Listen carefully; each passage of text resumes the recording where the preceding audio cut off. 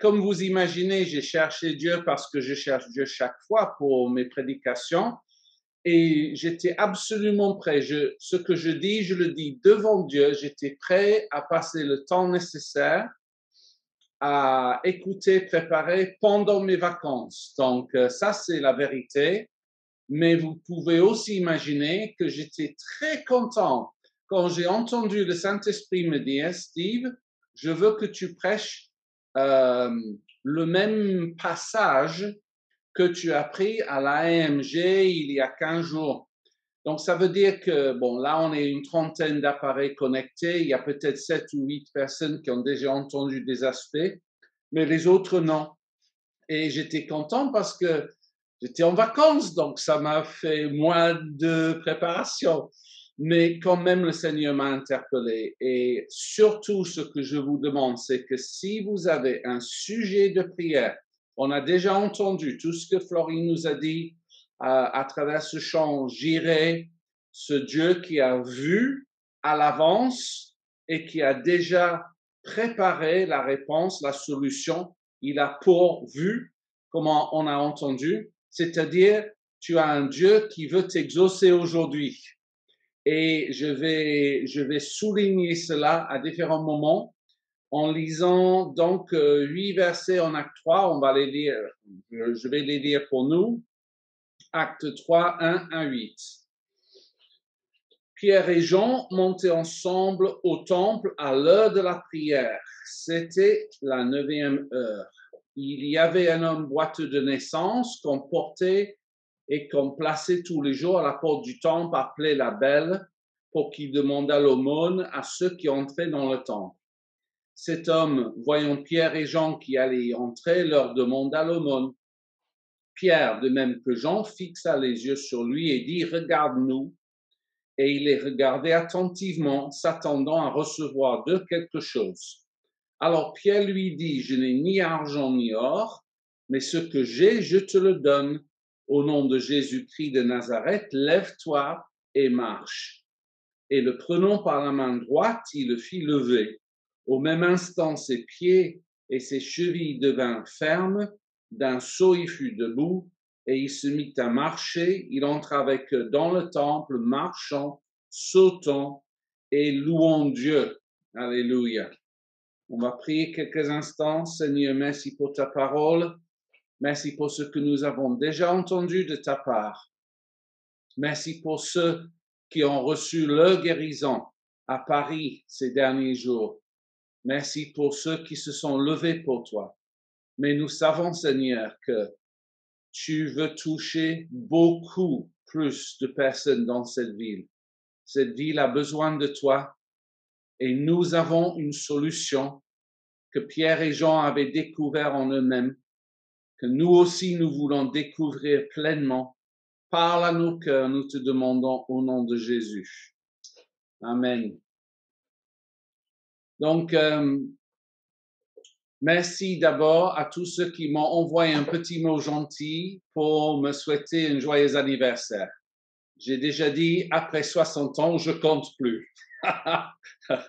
J'ai pas perdu le fil entièrement, mais j'étais content et certains d'entre vous, vous avez même eu droit à une photo du pasteur en canoë, gilet de sauvetage.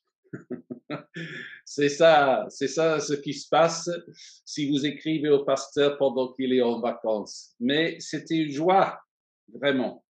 Et sinon, ce que je voulais vous dire d'abord dans ce passage, c'est que vous avez Jean et Pierre qui se dirigent ensemble au temple. Et quand j'ai préparé, c'est pour ça que j'ai mentionné le partage de Florine parce que ça rejoint la chose principale que Dieu m'a dit pour aujourd'hui. Il m'a dit, Steve, répète et souligne à l'Église par évangile encore combien je désire exaucer leur prière. Et souligner surtout combien c'est puissant quand deux chrétiens se mettent en accord dans la prière.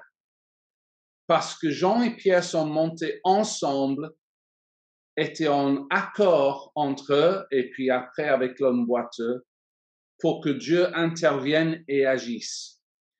Et si vous considérez les promesses de la Bible, je pense que l'une des plus remarquables, je vais la lire là, qui se trouve en Matthieu 18, donc vous pouvez chercher après. Mais Jésus a dit ceci, si deux d'entre vous s'accordent sur la terre pour demander une chose quelconque, vous imaginez, une chose quelconque, waouh, elle leur sera accordée par mon Père qui est dans les cieux. Donc c'est Jésus qui dit cela pour nous encourager à aller vers l'unité,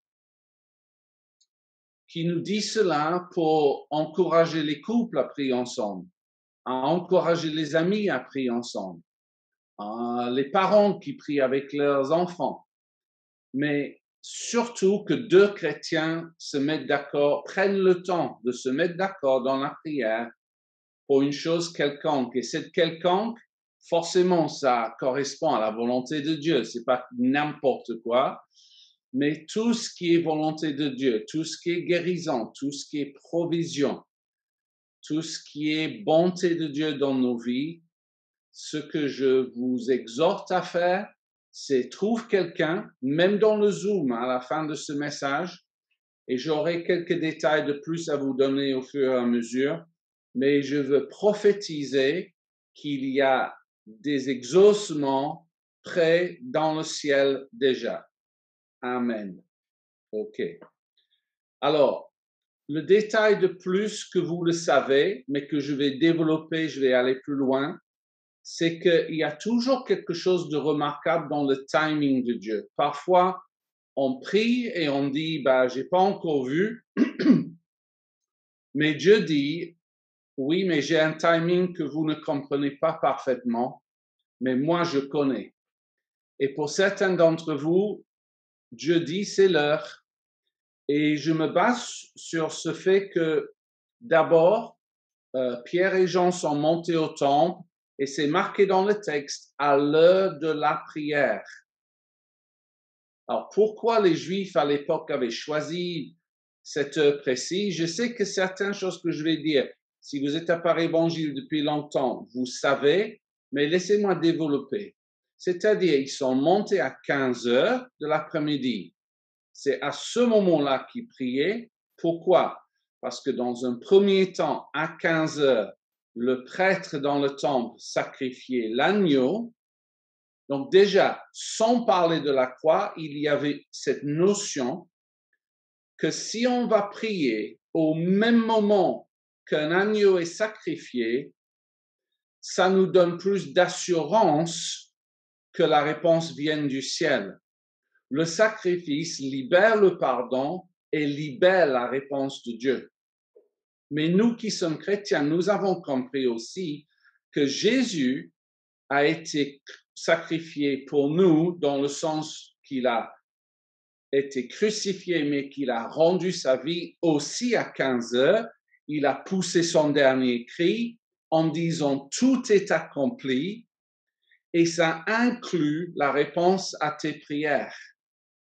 Donc, c'est à 15 heures que l'agneau est sacrifié, que Jésus est crucifié, que les Juifs priaient et que la guérison s'est produite pour cet homme boiteux. Alors, si vous me permettez, je vais plus loin, comme j'ai dit.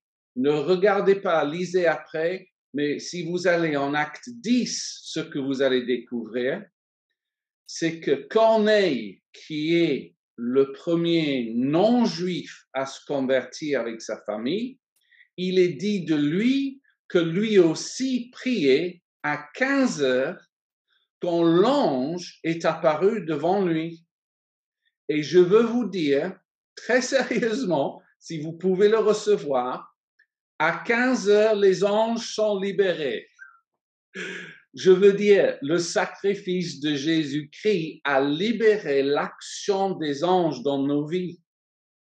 Et il y a quelques années de ça, j'ai entendu un témoignage remarquable d'un chrétien qui a pu avoir une conversation avec un ange envoyé par le Seigneur, évidemment. Et il a dit à l'ange, qu'est-ce que nous devons faire en tant que chrétiens et comment est-ce que nous devons prier? Et l'ange lui a dit, donne-nous des paroles avec lesquelles nous pouvons travailler. Ça ne veut pas dire qu'on s'adresse aux anges, non, on prie Dieu. Mais les anges sont envoyés par la suite par Dieu afin d'apporter les réponses. La Bible est remplie d'exemples de cela. Et donc, les anges veulent que les chrétiens prient et que les chrétiens mesurent pleinement la puissance de leurs paroles parce que les anges savent qu'ils peuvent travailler, c'était le mot utilisé, avec les paroles que nous exprimons. Et Corneille a vécu ça aussi à 15 heures. Donc, de là, il a fait venir Pierre, vous connaissez cette histoire, mais pour terminer l'histoire, ce qui s'est passé, c'est que Pierre est venu chez lui 2 ou 3 jours plus tard, 3 je pense, mais pendant que Pierre parlait encore, si vous connaissez ce passage, l'Esprit Saint a été déversé sur Corneille et toute sa famille. Même au point où, si on le lit, c'est comme si l'Esprit Saint, excusez-moi, coupe la parole à Pierre et il est en plein discours, il n'a pas fini. Et l'Esprit Saint est déversé. Et la Bible dit clairement, Pierre et les autres juifs convertis étaient tous étonnés de ce qui se passait, comme si l'Esprit Saint était impatient de donner ce baptême de l'Esprit. Et pourquoi? Parce que Pierre parlait à 15 heures. C'est toujours ce timing de Dieu qui est absolument remarquable. L'Esprit a été déversé parce que c'était le moment. Et je vais vous donner un témoignage de plus, mais qui ne concerne pas 15 heures, mais je vous le donne. Vous savez que je lis beaucoup de John G. Lake et son ministère de guérison, mais un moment charnière pour lui, c'était quand sa propre femme était mourante, Jenny. Et il a cherché Dieu. Et j'hésite de dire Dieu lui a dit, parce que c'est pas comme ça qu'il formule les choses, mais il a reçu la conviction, je peux dire, qu'il devait même annoncer le moment de sa guérison. Donc c'est très audacieux ce qu'il a fait. Il connaissait quelques rédacteurs en chef dans les journaux de l'époque. Il a envoyé un article qui a été publié dans plusieurs journaux pour dire ceci. À 6 heures du matin, tel jour, ma femme sera guérie. Et il a annoncé publiquement de cette façon, en même temps qu'il mobilisait la prière tout autour de lui dans ses réseaux. Et c'est exactement cela qui s'est passé. Ils étaient autour de son lit, c'était 6 heures du matin, l'Esprit Saint est descendu, elle a été complètement guérie, rétablie à 100%. Les journaux ont mis le détail de cela et ça a été un déclic incroyable pour lui, même épuisant, parce que tout le monde était au courant. Et les malades venaient sans cesse chez eux en disant, bah, ce que Dieu a fait pour vous, on veut qu'il le fasse pour nous, etc. Mais il a osé dire, à telle heure, ma femme sera guérie. Vous imaginez ça? 6 heures du matin, c'est quand Jésus a été cloué à la croix. Hein? Non, 9 heures du matin. Non, non. Mais c'est l'idée de dire, OK, j'ose exercer ma foi. Ça, c'est la notion. J'ose croire qu'avec tout ce que Dieu a fait et toutes les promesses de prière exaucée, je peux prendre un moment précis et c'est ce choix d'un moment qui fait le déclic. OK, je continue. Verset 2, ça présente cet homme boiteux de naissance. Alors, pour moi, et je l'ai dit à l'AMG, il représente la condition humaine. Parce que la Bible dit, comme vous le savez, que tous les hommes sont nés avec cette nature pécheresse c'est comme si spirituellement nous boitons. Les gens, si vous allez à République ou évangéliser cette semaine, vous allez rencontrer beaucoup de personnes, une grande majorité qui croient en Dieu, mais ça ne veut pas dire qu'ils ont une relation. Ça veut dire qu'ils sont comme cet homme qui était au seuil du temple, qui était devant la porte du temple, c'est-à-dire conscient que Dieu est là, mais incapable d'entrer. Et ça, c'est ça la condition humaine. Et c'est pour ça que les hommes ont tellement besoin de la solution qui est ici en image. Parce que Jean et Pierre ont décidé d'entrer dans la présence de Dieu en passant par une porte précise qui est dans le passage qui s'appelle la Belle. Et cette porte représente Jésus-Christ. Jésus a dit de lui-même, « Je suis la porte des brebis ». Mais nous savons aussi que la Bible décrit Jésus comme étant le désir des nations, comme étant le plus beau des fils de l'homme. C'est Jésus qui est la porte qui est belle. C'est Jésus qui est beau quand on le découvre. Et c'est Jésus qui nous donne accès à Dieu.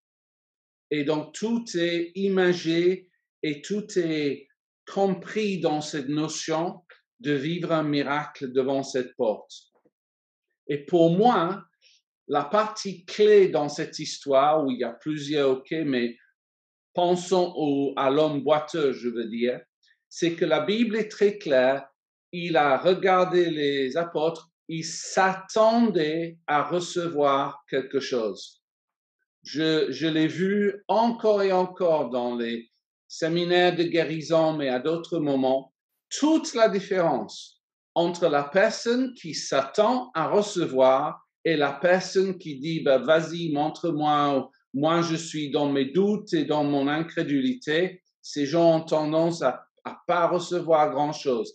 Mais ceux qui ont l'humilité de dire je suis dans le besoin et je m'attends à recevoir quelque chose, ça leur positionne pour justement recevoir, même si ça paraît incroyable ce que Dieu dit, parce que vous essayez de vous mettre jusqu'à quelques instants dans la peau de cet homme boiteux. Il entend Pierre lui dire « Lève-toi et marche ». Mais il est boiteux de naissance. On lui demande de faire quelque chose d'absolument impossible.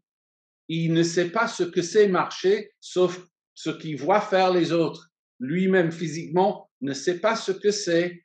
Il sait qu'il n'a pas la force. Il sait qu'il n'a jamais fait. Il sait qu'à l'époque, malheureusement, les gens l'accusaient d'être dans le péché, que c'était de sa faute. Enfin, tout allait dans l'autre sens. Et donc, c'est assez remarquable que cet homme a trouvé le courage d'imaginer qu'il pouvait vivre quelque chose qu'il n'avait jamais vécu. Et c'est toujours ça le défi.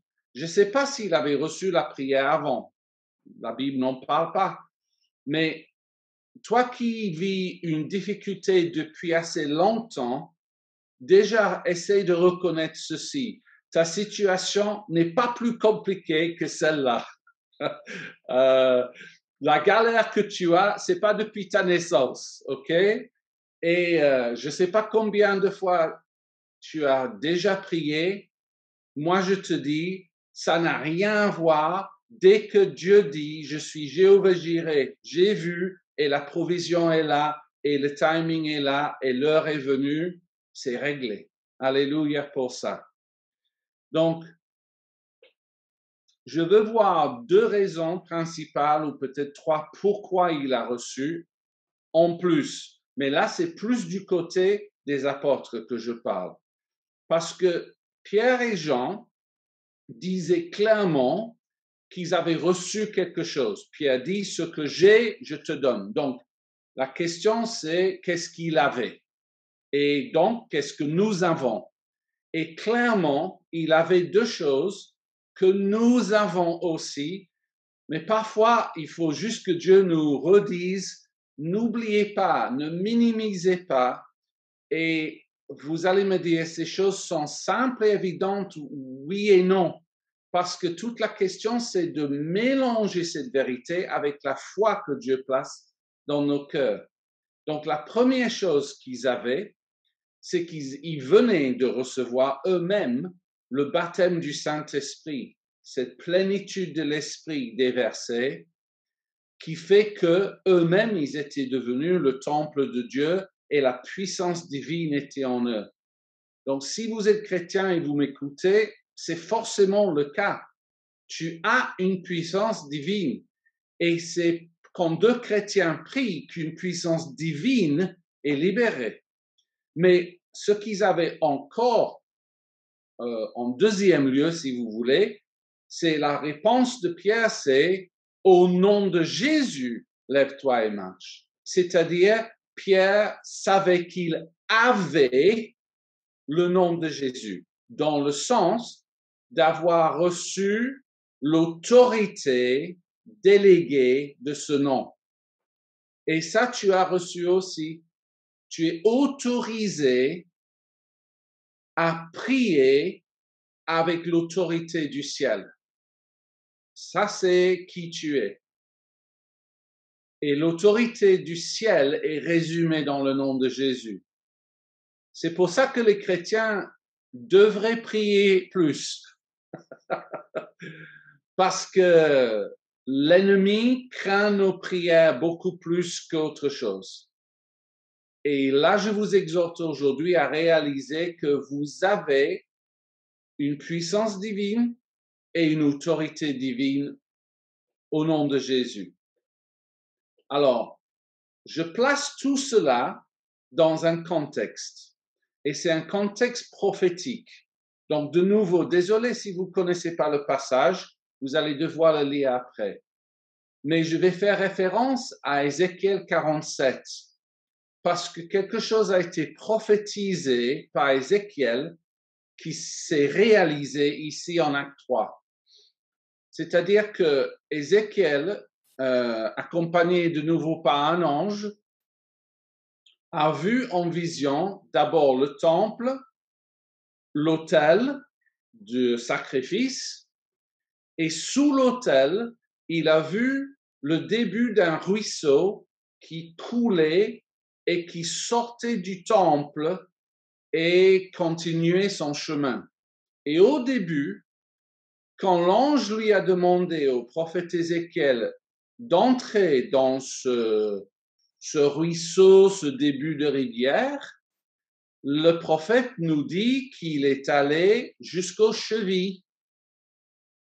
Et ensuite, quand il voit le fleuve, enfin le ruisseau qui devient un grand fleuve et qui va jusqu'à la mer, et que partout où coule la rivière, tout est assaini, et que sur le bord de la rivière, il y a des arbres de vie et les feuilles sont pour la guérison des nations, il voit que depuis l'autel et le sacrifice dans le temple, quelque chose coule qui devient un fleuve de guérison. Et donc, pour moi, ce passage en Acte 3 est prophétique de ce que Ézéchiel avait vu, parce que la première guérison de la Bible, c'est la guérison des chevilles au bord du temple, c'est-à-dire c'est le signe que ce fleuve de guérison coule déjà. Depuis le sacrifice de Jésus, et la bonne nouvelle, c'est que depuis ce jour-là, le fleuve devient de plus en plus grand. On a droit même à plonger dedans. On peut sauter et se laisser emporter. Et c'est pas juste pour la guérison physique. C'est aussi pour la guérison du cœur, de l'âme, de l'esprit. Enfin, vous savez ça. La guérison de Dieu est pour tout notre être dans la grandeur de Dieu. C'est pour ça que on peut se jeter dedans, âme, esprit et corps, et se baigner dans le fleuve d'amour et de guérison de Dieu. Et donc, les chevilles sont guéries, alléluia, mais je veux revenir à la participation de cet homme boiteux. Et je l'ai dit, je sais, à l'AMG, mais vous relisez le passage en Acte 3, vous allez découvrir que quand Pierre dit au nom de Jésus, lève-toi et marche, rien ne se passe. Rien. Pour moi, dans l'invisible, ma conviction, c'est que la guérison a déjà été libérée, c'est-à-dire disponible. Mais ce qui est écrit, et on va le lire ensemble, en le prenant par la main droite, il le fit lever. Au même instant, ses pieds et ses chevilles devinrent fermes. Donc la guérison s'est produite quand Pierre avait la conviction, la guérison est là, donc tu peux maintenant te lever. Et quand le boiteux se disait, la guérison est là et je peux me lever. Et quand les deux se sont mis d'accord, la guérison s'est manifestée. Alléluia pour cette vérité. Et c'est pour ça que c'est tellement important pour nous de faire un geste quand nous prions pour des choses importantes, pour dire à Dieu, je crois que tu m'as exaucé. Vous vous souvenez quand Jésus a prié pour Lazare, pour qu'il soit ressuscité? Pardon, j'ai un avion derrière, si vous l'entendez, je ne sais pas. Il a dit, Pierre, oh, pas Pierre, Père, Jésus a dit, je te remercie que tu m'as entendu et que tu m'entends toujours. Il a déclaré ça avant de dire Lazare sort. C'est la déclaration de la confiance que Dieu est un Dieu qui exauce, qui t'entend et qui agira. Et donc, je vais même vous lancer un défi que j'ai jamais lancé à l'Église. Vous imaginez bien. Si tu as un grand sujet, si tu veux une guérison qui est importante pour toi, si tu peux trouver au moins une personne avec qui tu peux être en accord, pourquoi pas décider de prier ensemble à 15 heures cet après-midi? Pourquoi pas mettre la parole de Dieu en pratique? Tout s'est passé à 15 heures au début du livre des Actes. Je ne suis pas en train de dire que Dieu est limité à 15 heures, vous avez compris. Mais je suis en train de dire, trouve quelque chose qui fait comme un déclic pour la foi, pour concrétiser un moment. Je fais une décision, je prends une décision et j'exerce ma foi à 15 heures. Alors, ça ne vous empêche pas d'être guéri dans les Zooms à la fin ou d'avoir d'autres sujets que vous proposez.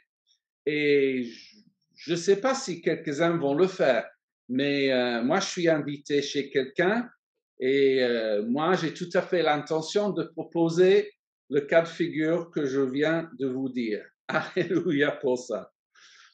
Donc, à la fin de l'histoire, vous avez ce boiteux qui est entièrement guéri parce que la Bible dit qu'il est entré dans le temple marchant, sautant et louant Dieu. Et je l'ai déjà dit, mais pour moi, ça représente absolument la guérison totale. Donc, il est en train de marcher parce qu'il est guéri physiquement. Il est en train de sauter parce que quelque chose s'est passé à l'intérieur, c'est son âme qui est en train de guérir. Et il loue Dieu parce que son esprit est de nouveau en relation avec Dieu, ce que Dieu veut pour nous tous. Enfin, il a pu entrer dans le temple. Alléluia. Waouh. Ça faisait combien d'années qu'il était devant la porte sans entrer? Et là, il entre. Gloire à Dieu pour ça. Donc, je vais prier et après, Hugo va nous mettre dans des salles Zoom où vous pouvez partager vos sujets. J'ai vu que quelqu'un a déjà écrit dans le chat et on va voir tout ça. Donc, Seigneur, merci pour la réalité que tu es Jéhovah Jireh, que tu as déjà vu et la provision est déjà là. Seigneur, tout comme ce bélier était déjà pris par ses cornes et c'était le sacrifice voulu pour que Isaac vive, Je déclare que Jésus-Christ a été sacrifié pour nous afin que nous vivions une vie en abondance. Cette provision est déjà là et nous choisissons aujourd'hui de participer. Nous fixons nos yeux sur toi et pas sur le problème. Sur toi parce que nous nous attendons à recevoir quelque chose. Sur toi parce que ton timing est parfait. Sur toi parce que tu n'es pas limité.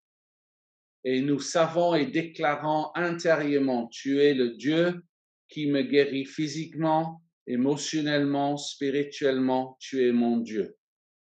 Donc Seigneur, je te remets ces temps de partage dans les salles Zoom. Merci pour ce que nous allons vivre déjà. Aide chacun qui veut recevoir à trouver au moins une personne qui se mette en accord avec elle, afin qu'il y ait une puissance libérée au nom de Jésus. Amen.